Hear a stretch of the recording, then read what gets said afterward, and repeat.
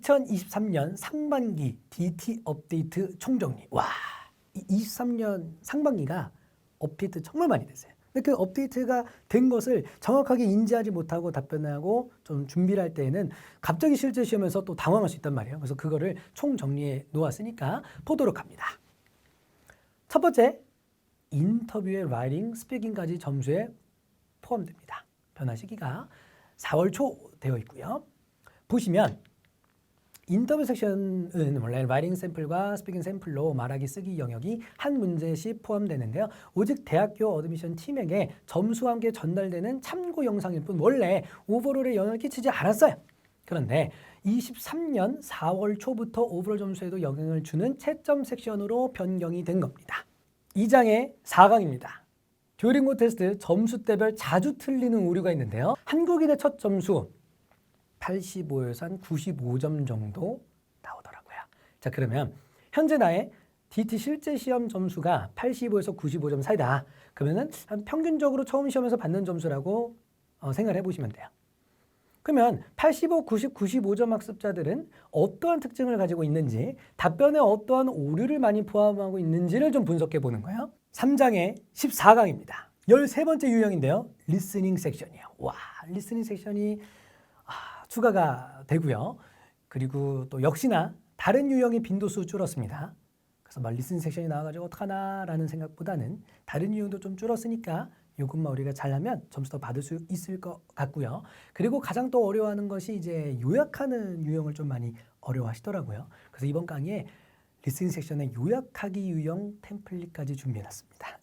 오케이. 자, 그러면 우리 그 듣고 대답하는 유형 있죠? 자, 요거 한번 쭉 자세히 알아보도록 하겠습니다. 주어진 상황에 이어지는 대화를 듣고 물음에 답하는 객관식 유형이야. 정확한 리스닝 실력을 측정하고요. 아카데믹한 상황 이해도를 측정하는 겁니다. 틀린 답변을 골라도 맞는 답변을 알려주니까요. 꼭 대화 흐름을 분명히 파악하고 넘어가야 돼요. 아주 친절한 유형 중에 하나입니다. 아니, 어떻게 시험을 보는데 내가 틀린 답변에서 맞는 답변을 알려줍니까? 그렇죠? 근데 그 맞는 답변을 알려주기 때문에 오히려 그 다음 문제 풀 때 조금 더 수월하게 할 수 있다라는 거죠. 자, 그러면 어떻게 대비해야 될까요? 항상 요약 문제를 염두해야 돼요. 항상 이 문제 풀 때도 요약해 써야지, 이 문제 풀 때도 요약해 써야지. 이렇게 생각해 보시면 좋다라는 거예요. 그리고 대화자의 관계를 파악해 주세요. 거의 교수님과 대화하거나 동료와 대화합니다. 그래서 2개 세트 나오니까 한 번은 교수님, 한 번은 동료. 이렇게 나온다는 거예요. 남은 시간이 있으면 이전 대화 내용을 다시 보면서 복습하는 거죠. 중요합니다. 자, 우리 듣고 대답하기 유형 제한 시간 몇 분입니까? 4분이죠. 근데 한 5문제를 한 3분 안에 풀었어요.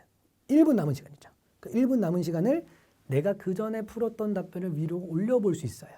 그래서 그 답변들을 한 걸 보면서 요약에 활용할 수 있게끔 조금 암기도 하고 기억했다가 요약해 보시는 게 좋다라는 거예요. 좋습니다. 우리 3장에서 듀오링고 테스트의 모든 문제 유형들을 아주 그냥 낱낱이 파헤쳤어요. 그죠? 좋습니다. 그래서 이번 4장은요, 우리 유형도 이제 알게 됐으니까 고득점을 받을 수 있는 그 답변 제출의 전략이 있습니다.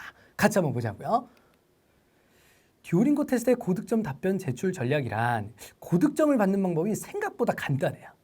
답변 시간에 듀오링고 테스트 AI가 좋아하는 고득점 답변만 보여주고 우린 답변을 끝내는 거예요. 그렇죠? 그러니까 이 AI가 또 채점을 하다 보니까 분명한 프로세스가 있습니다. 그렇기 때문에 우리는 그것만 잘 인지하고 답변을 제출하면 되는 거예요. AI가 점수를 줄 수밖에 없는 답변을 제출하면 고득점을 손쉽게 받을 수 있고, 듀오링고 테스트를 사실 제가 처음 알리면서 계속 이 시험만 연구를 해왔거든요. 그래서 시험 채점 방식과 더불어서 실제 약 한 400명 이상의 학생들이 목표 점수 달성에 가장 효과가 있었던 감점 가산점 법칙까지 소개를 해드려 볼 예정입니다. 바로 보셔주고요. 듀오링고 테스트는 제한 시간 내에 고득점을 받을 수 있는 답변만 제출한다. 아니, 그러면 이제 그 도대체 어떤 거냐? 바로 봅니다. 첫 번째, 채점 방식에 최대한 근접해야 되고요. 감점 요소를 줄입니다. 그리고 가산점 요소만 늘리면 점수를 받는 거예요. 우리는 결국 뭐 이 시험이라는 게 뭐 사실 사람의 주관이 들어가지 않습니다. AI가 평가를 하기 때문에. 그래서 AI가 점수를 주는 포인트, 주지 않는 포인트, 그리고 점수를 깎는 포인트까지 분명히 있단 말이야. 그래서 우리는 그것을 정확하게 이해하고 답변을 제출하면 되는데, 그럼 스피킹 라이팅의 고득점 비법을 자세히 봅니다. 듀오링고 테스트는 스피킹 라이팅의 고득점 공식이 이 오피셜한 채점 방식이 있어요. 이 듀오링고 테스트가 공식적으로 가이드북을 줬는데 거기에 나온 어떤 채점 방식과 감점은 줄이고 가산점을 늘리는 살을 붙여 나가는 건데요.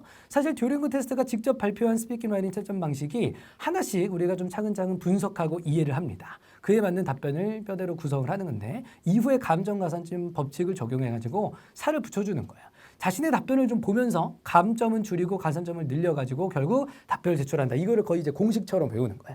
내가 하고 싶은 답변을 하는 게 아니라 상대가 AI가 좋아하는 답변을 제출해 주는 겁니다. 왜죠? 우리는 점수 받으려고 시험을 보는 거니까. 그렇죠. 그러면 이 시험을 조금 더 채점 방식이 공식적으로 어떤 건지, 그리고 감점 가산점은 제가 이제 계속 이제 답변들을 채점을 해보면서 어떤 부분에 점수의 감점과 가산점이 있었는지를 다음 강의부터 쭉 보도록 할 겁니다. 따라서 이제 다음 강의에서는요, DT의 프로덕션 점수가 사실 스피킹 라이팅이란 말이에요. 그래서 공식적인 채점 방식을 분석해 보도록 하겠습니다. 다음 강의에서 보도록 할게요. 5장입니다.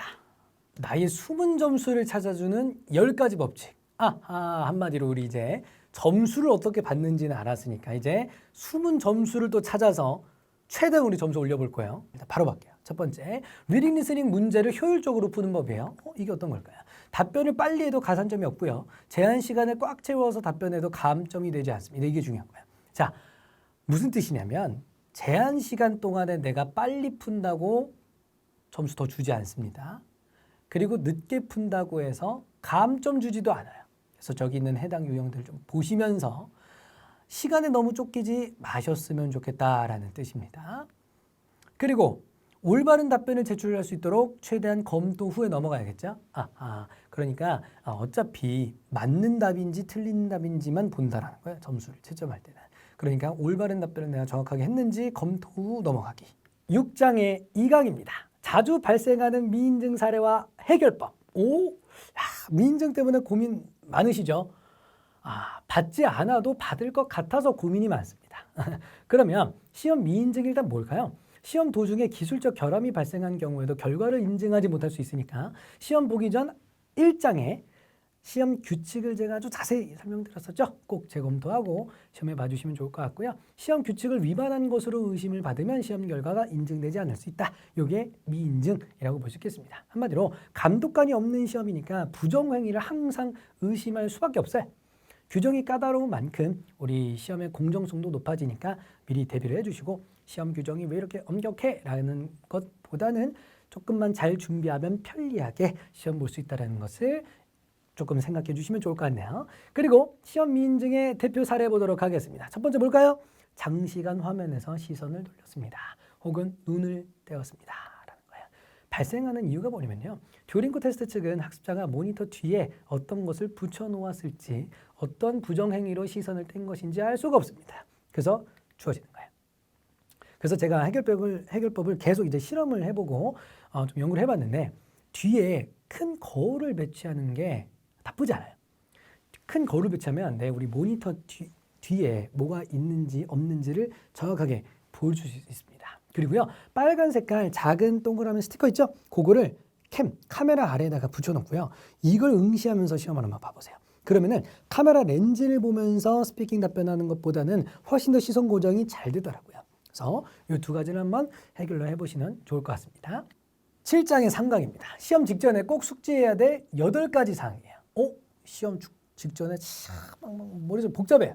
그러면 깔끔하게 8가지 사항 보고 시험 보시면 좋겠습니다.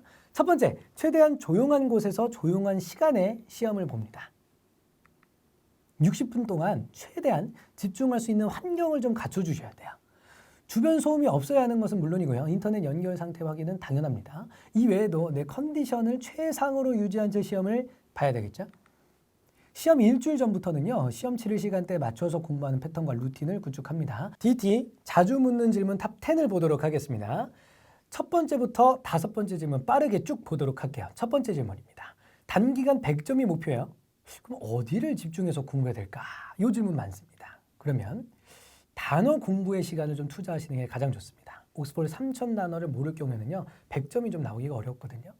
그래서 기본 문법을 오류 주는 것도 좀 중요합니다. 자, 보시면 이 장에 우리 DT 85점에서 95점 학습자가 자주 틀리는 6가지 오류만 줄여도 100점 이상이 달성 가능합니다. 자, 95점까지 점수를 계속 받고 말씀드렸던 것처럼 95점을 6번 받으셨던 분들이 계셨어요. 한마디로 좀 100점을 넘기기가 생각보다 처음에 어려울 수 있습니다. 그때는 그냥 깔끔하게 단어 공부, 문법 오류 줄이고 자, 이렇게 두 개만 생각해 보시면 좋겠습니다.